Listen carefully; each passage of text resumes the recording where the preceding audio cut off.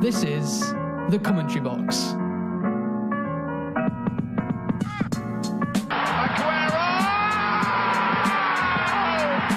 To me, tweeting was something that birds did. Dilly din, dilly dong, come on! Éder vai aguentar bem, encosta ele e falta apoio ali sobre o lado direito. Sai, remate e o gol!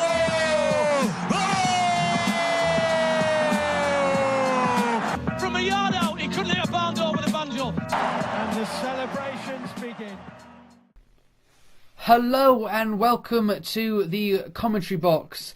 Of course, you are joined by me, of course, Sam, and of course, Jake. Hello, Jake. Hello, Samuel. How are you?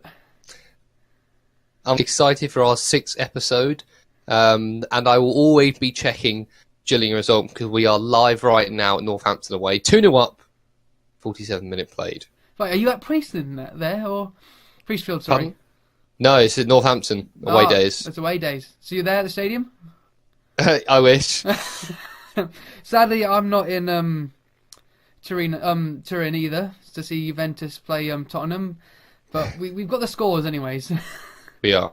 So, we just want to quickly start off by mentioning Ryan Mason. Of course, Ryan Mason got injured in January 2017 with a fractured skull, and he's actually just announced today, which we're recording on Tuesday the 13th, that he sadly has to retire from football. So, I just want to mention that, and we wish him all the best here from the commentary box. Yeah, he's a good player. Only 26 years old, and any player he has to retire young from an injury is just awful to see, and it really ruins a career and for him being quite a passionate player would be so enjoyable. Yeah, all we can do is kind of wish him the best for the future, whatever he decides to do. You never know, you might see him on the touchline soon. Indeed, could be coaching, getting badges. Yeah. Anyways, with no further ado, we are going to be talking about the Premier League results on Saturday and Sunday and over the weekend. Yeah, so I've got them here. So we had a Manchester City 5, Leicester 1, with Aguero, I think, getting 4 of those. A lot of the goals, and well, most of the game, like the highlights of it. And City were on fire. De Bruyne had incredible vision for a lot of the assists, and Aguero getting those goals really upped in tally now, doing very well. An interesting thing about Leicester is they had Mahrez on the bench.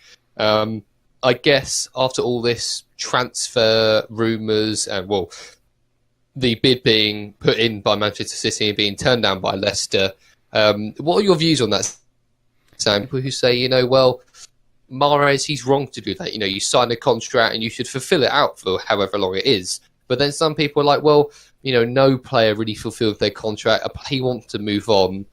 But it was so late in the window that he handed in his request. It's sort of it's an interesting topic on where I stand. I'm not sure about that, but where do you stand? Well, I think I'm in the position that he should have handed in his transfer request earlier, but I think Leicester still should have let him go because they kind of held off his transfer for like 2 transfer windows, I think summer of last year and the January of last year. And I think he's just been kind of wanting that move, and he's been loyal to Leicester for staying as long as he has, because he's seen his teammates that were in the same side, Drinkwater, Kante, all leaving, and he's kind of stuck there and wanting to leave. I mean, Vardy's a bit different because he hasn't ever expressed the want to leave, and I think they've almost been a bit harsh on Mahrez. I mean, if you listener wants to hear more about this, we actually did a whole little segment on it last week, which you can go on our YouTube page, which is the commentary box, and you can find if you go into the episode 5, I think, which was the 2nd of February, you can go check it out there, and we talk about it in a bit more detail. Indeed. And then the next result with West Ham United 2, Watford 0, and a little fact I got on this is that Arnautovic had now been involved in 10 goals last 9 games for West Ham, which is very good. He's really turned it around since coming from Stoke. Swansea United, as you all know, Sam team, beating Burnley 1-0 at home. A very, very good result for Swansea. And Swansea now picking up 14 points under Carvajal, and we're very impressed with that, aren't we, Sam? Yes, we are, but Swansea United, don't you mean Swansea City? City, sorry. That's Apologies. Right, that's right. At least you're not calling them Swansea Town, which they used to be called. But yeah, I'm very happy with that. I mean, I would have taken a draw at 0-0, but seeing that Key, who has been a bit absent for the last few seasons, ever since he was called up to military service for South Korea, he's been a bit absent, but this year he's kind of found his feet again, and he scored against Burnley, and I'm just so happy at the moment, because I think we've got 14 points out of possible 21 points under Carvajal, so I couldn't ask for anything more, really, seeing that we were bottom of the table when he first came in.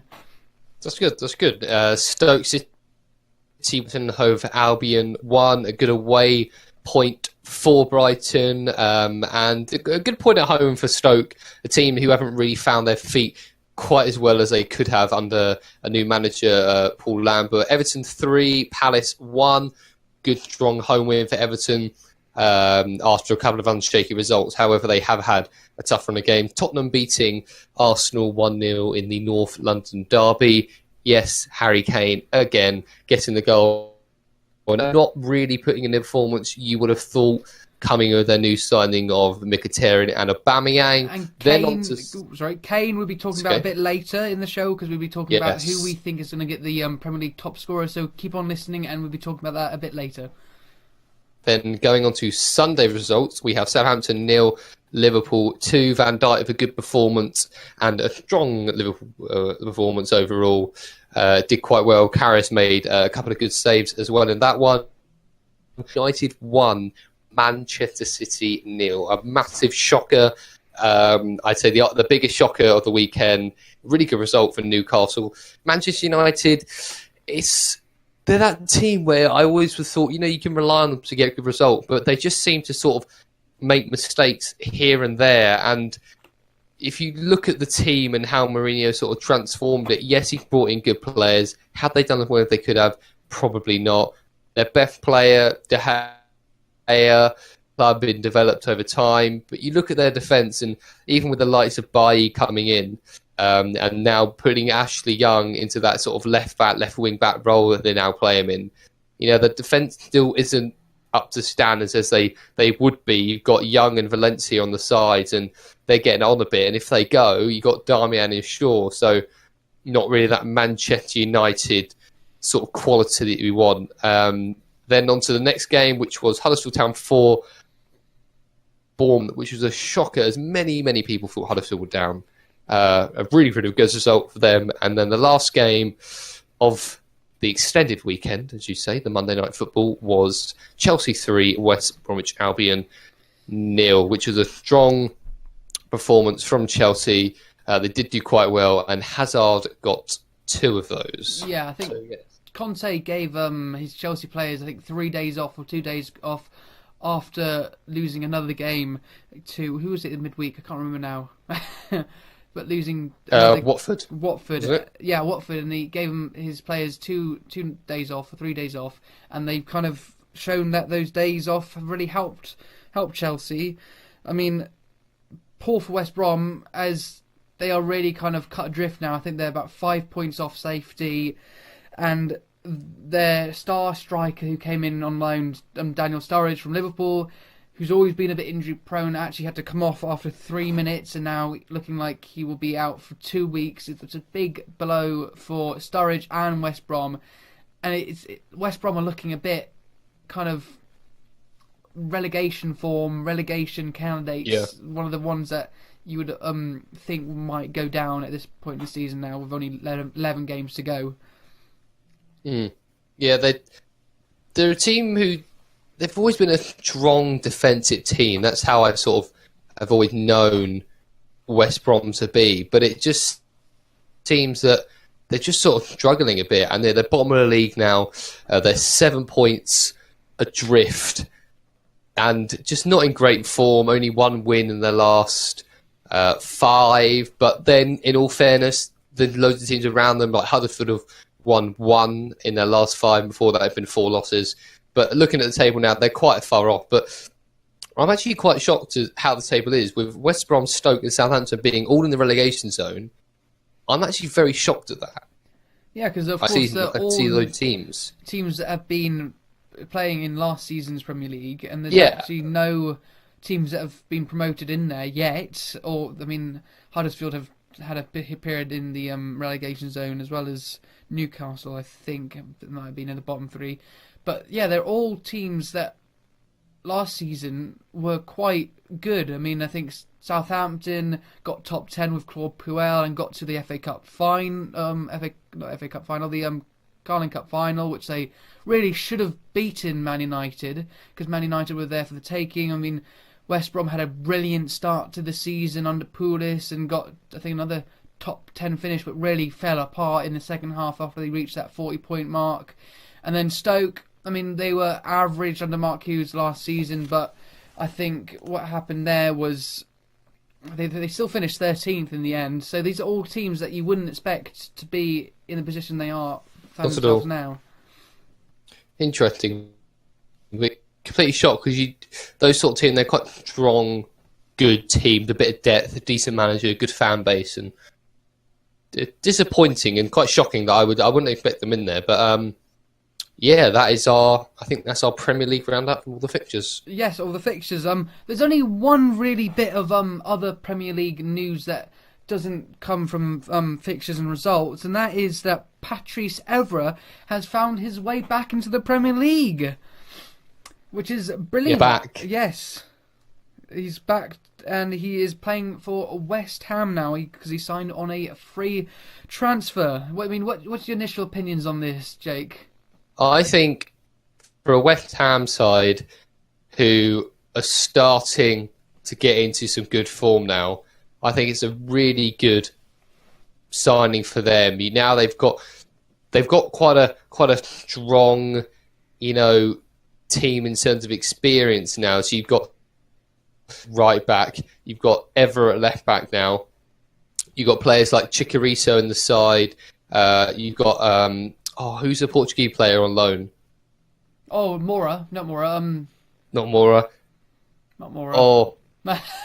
I can picture in my here. Come to me. We're very planned here at the commentary box. Yeah, they've got good, like they got Arnautovic. Mario Gomez. That's the one.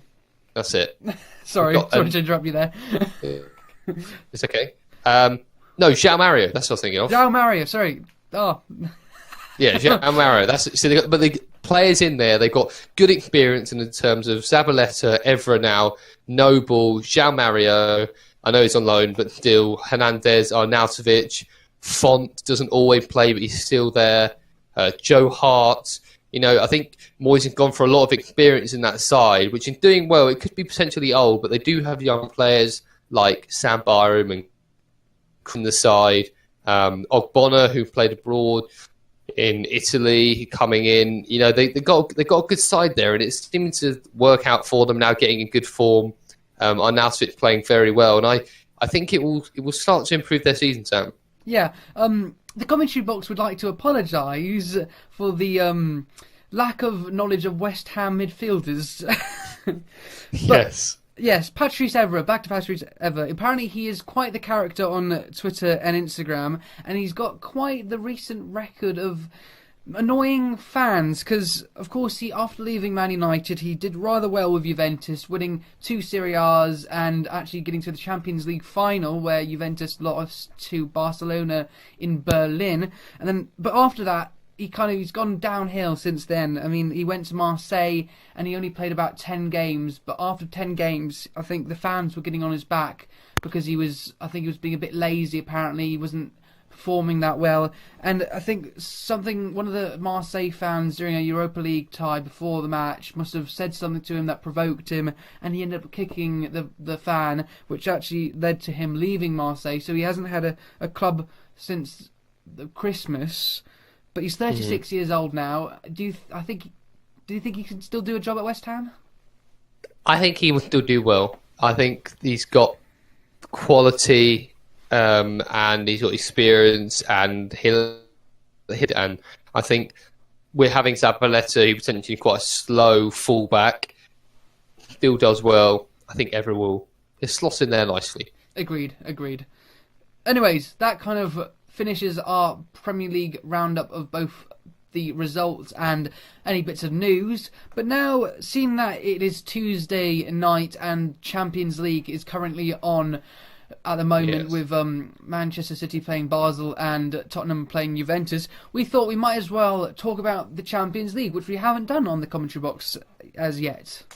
No, it'll be our first point. So, of those teams that we said, obviously we have Basel and City are playing right now, and at the moment it's currently 4-0 to City with 59 minutes played, so quite a dominant scoreline there. And then going over to Italy is Juventus beating Tottenham 2-1, Kane getting a goal a little later in the second half after 2 early goals in 9 minutes from Higuain. And then the other version to be played will be Madrid versus PSG, Porto versus Liverpool. Well, that's on Chelsea Wednesday. Yeah, sorry. They are. It's okay. It's okay.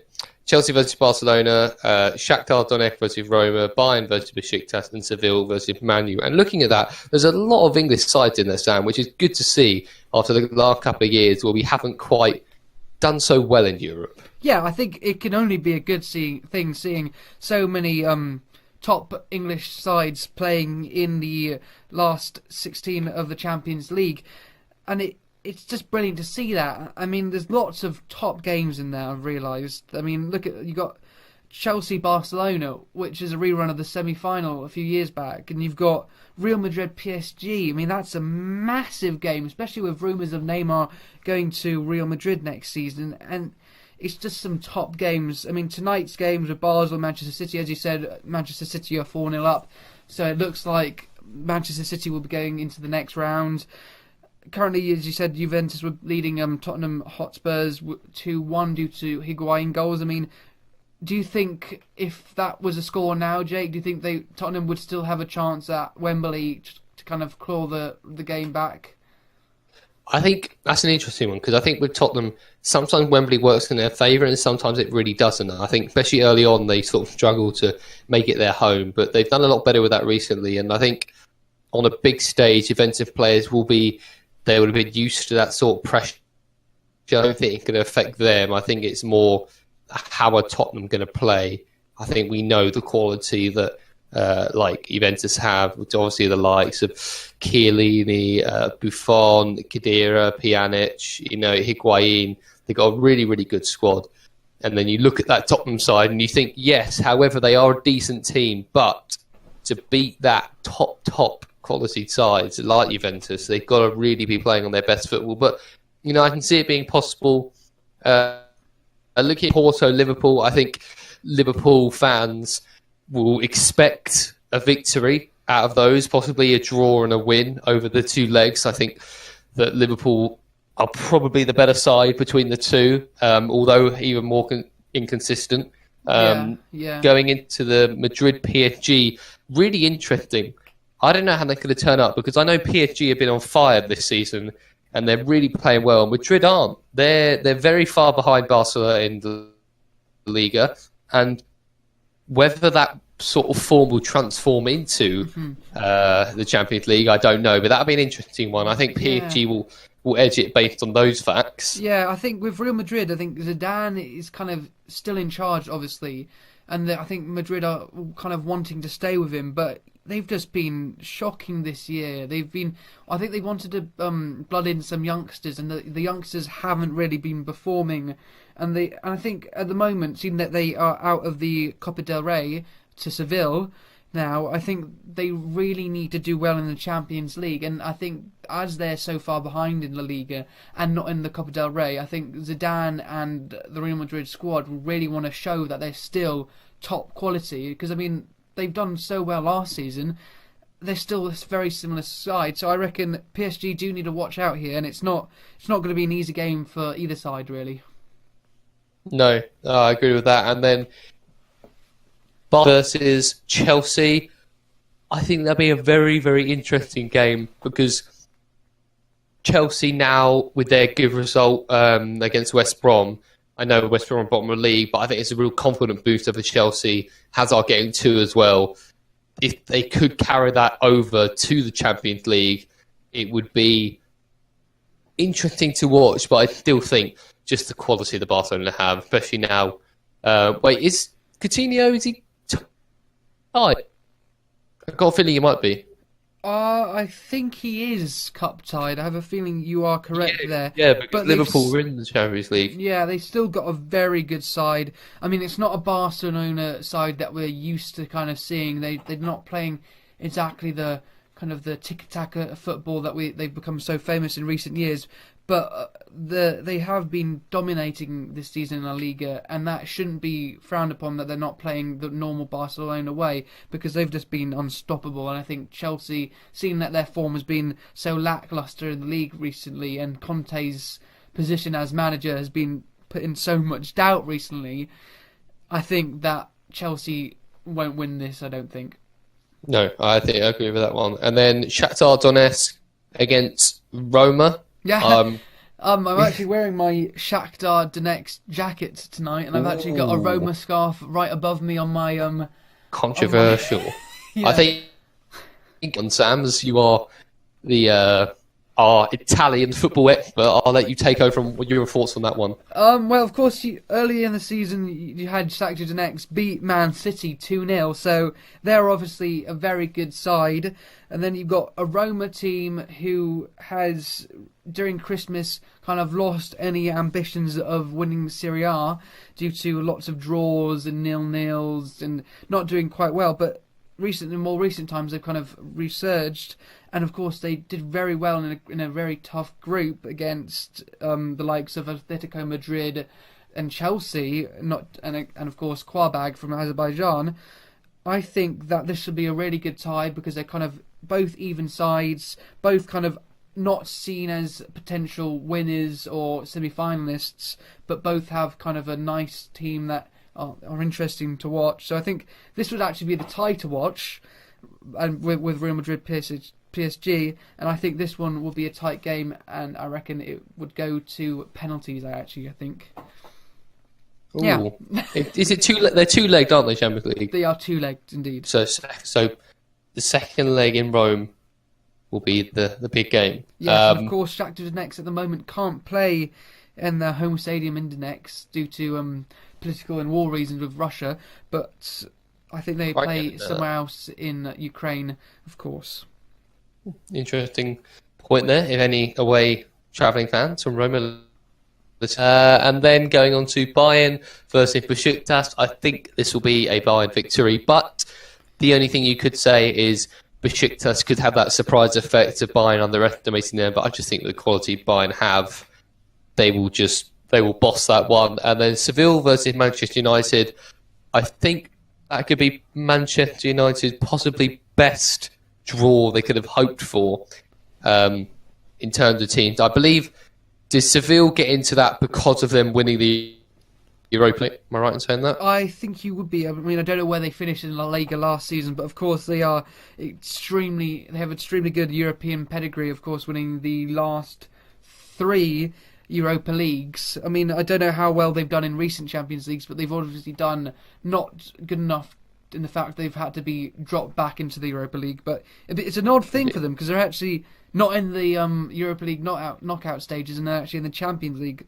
knockout stages. But it'd be interesting to see how they do, because they have just got some recent signings on loan, including Roque Mesa from Swansea and Sandro from Everton, and they're now managed by the ex-AC Milan manager Montello, and they've kind of been doing all right in the league, and they've recently beat Real Madrid in the Copa del Rey. So it'd be interesting to see how Seville match up against Man United, of course, who won the last Europa League, actually, wasn't it?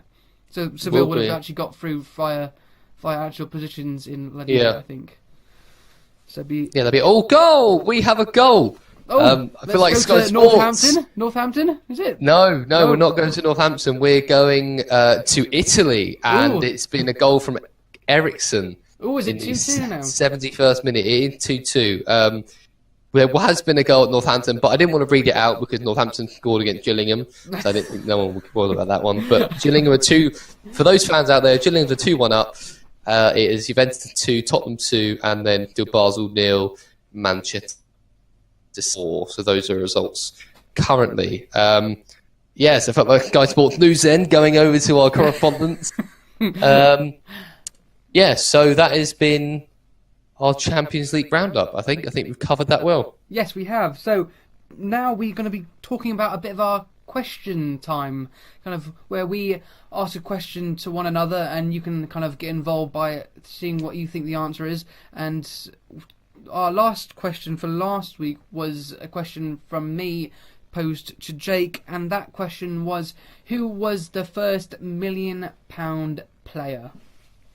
Now, honestly, I have no idea, but I tried to think as much as I can without looking online or anything. Yep. I did find it hard. I couldn't really think, and I'm just it could be quite bad me saying this, but I'm gonna guess Alan Shearer as my guess. I don't really know. I know he's quite a fairly old player, but I don't know how old that is in terms of money. I know he didn't really move much, but that'll be my guess for that one, I think. You would be actually wrong there, sadly. But yeah, I think Shearer did move for big money at the time. Yeah, because that's the sort of thing that came to mind. I was thinking, okay, who's gone for money? But no, what was the answer to that one? The player was Trevor Francis from Birmingham to Nottingham Forest in 1979 for 1.15 million. 1979. Well, I was far off. Crikey, that's a very long time ago. Well, I've not heard of Trevor Francis, but congratulations. Go Google him. Other web browsers are available, of course. Just go search him up if you don't know him. And I think he had a very good career at Nottingham Forest under Brian Clough. So just have a look and you'll see. Very interesting. Well, that's the first one I got wrong, but I'm not ashamed. I will continue again. And now I have my question for Sam, which is, who has scored the most Premier League goals in a season? So one player. As we're going on to the topic of top scorers in the Premier League, I thought, what is the record? So we have 38 games in the Premier League season. Yep. Mm-hmm. Ideally, it'd be a bonus if you guess how many goals those are. Okay. Was scored. Yeah. And then I'd like to know who was scored those goals. So it's going to be above 30 goals, I reckon, just off the bat there. It's about there, I will give you that. And those results will be revealed next week. Yes, indeed. So I think we will go on to our next section now, which is, of course, about the Premier League top goal scorer. And we actually did a tweet. Well, Sam did a tweet for us over the weekend. And this one was, who will be Barclays Premier League top goal scorer at the end of the season? And we had three options of Kane, Salah, Aguero. Aguero is spelled certainly differently. Yeah, slightly differently to how we about another striker with Aguero spelled with Aguguero rather than Aguero. Yeah, so an interesting one, but there you go. That's some people spelling differently, and then we had, of course, our other section to call. We had 14 votes. Good. Happy with those. And then in between Kane and Salah, and it was ending up with... Well, do you want to have a guess, Sam? What do you think? What do you think the people said? Well, I've got the facts down on my notebook, actually. Never mind. But I'll guess, is it 57% Harry Kane and 43% Mo Salah? And then someone, I think commented Van Dijk as well. Yeah, I saw that. We had one of our people, one of our fans, one of the many out there, who actually thought that Van Dijk will win the Golden Boot. That was Lukey G at LukeGY123. Give him a follow. Maybe let him know that Van Dijk isn't a striker. Just so you know, he might be one of those deluded Liverpool fans out there. Who knows? But yeah, those are our results. And I voted for Kane personally. What did you vote for? I voted for Salah, interestingly. Ooh. Yeah. I thought... Wait here, look on box. Very controversial here. I thought Mo Salah because I just felt like he's got a lot more in his tank. He's had so many chances that he's actually missed so far this season, and I think there's more to come from him. And as with Kane, I don't think he'll stop scoring. I just think Salah will end up scoring more than him in the end. That's fair enough. I don't know the total. Excuse me, the total we have of goal per so far of the player, but I know that I think with Kane, I think Kane will edge it, and I personally think Salah is a... Well, this is an interesting one, because with Kane, I find that he doesn't miss many chances, but I feel he's just in the right place at the right time. You know, he doesn't score that spectacular goals, but no, he gets on the end of a lot of crosses, and he's always that final man that Tottenham look to. And if you look at that Tottenham side, let's say we're playing the typical Son, Eriksen, Ali, Lamella, you look at those players, all of them are always constantly looking for Harry Kane and their man to finish the goals. So he's kind of their poacher, and he's their target man. Yeah, and I think players around him kind of feeding him.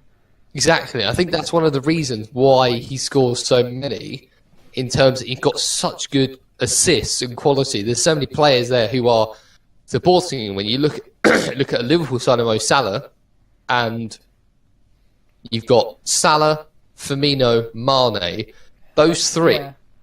He's having to do a lot of the work himself, isn't he? He's having to kind of... Yes, a lot of the goals, he's beating players, he's taking those long shots, taking chances.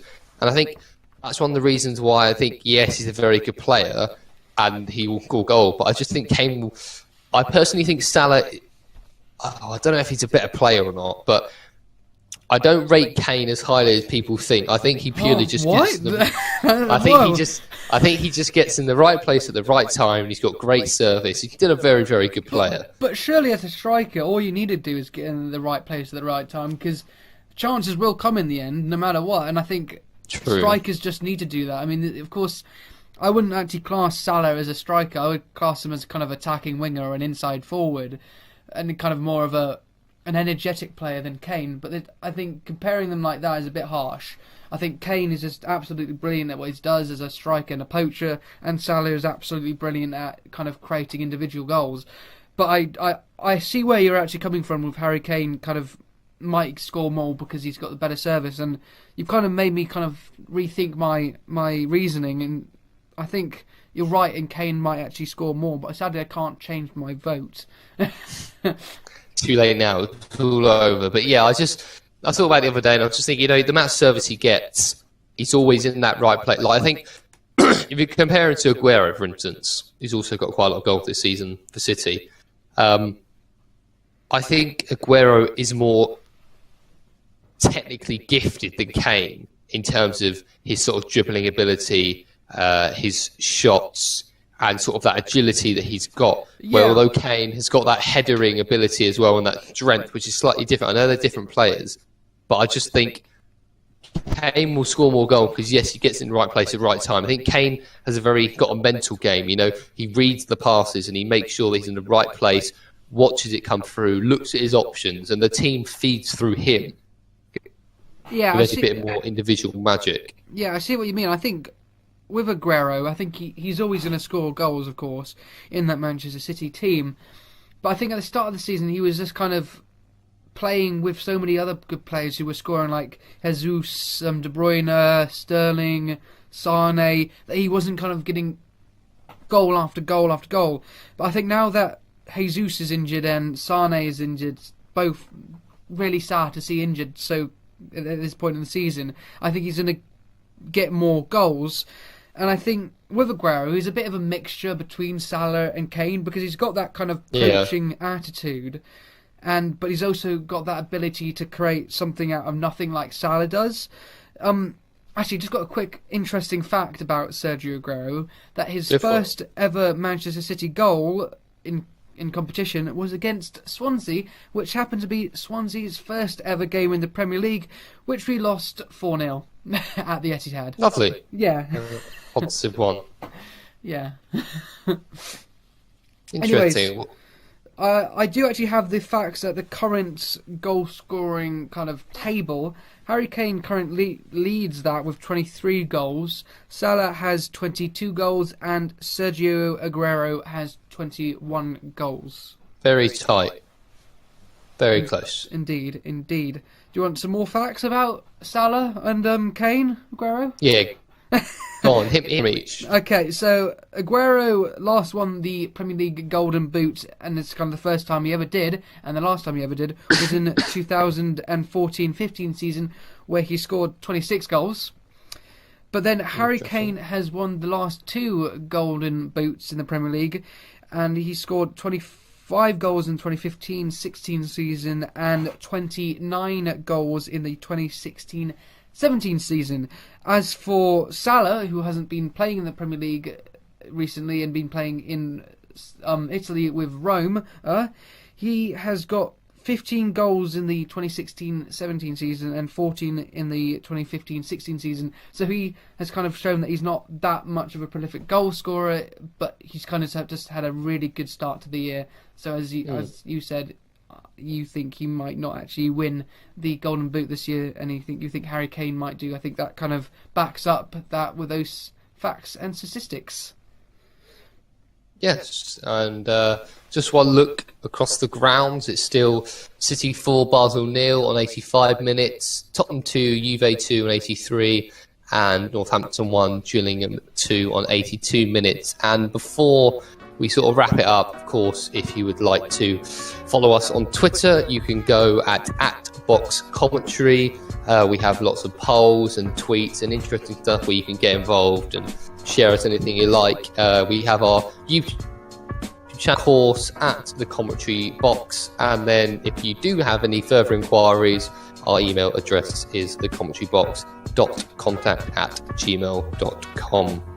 And of course, if you are impressed with how Jake is managing to be at 3 grounds tonight, you can tweet him on our Commentary Box Twitter and ask him how he's doing it, because I surely do want to know how you are at 3 grounds at once, especially as they are in different countries as well as different locations in general.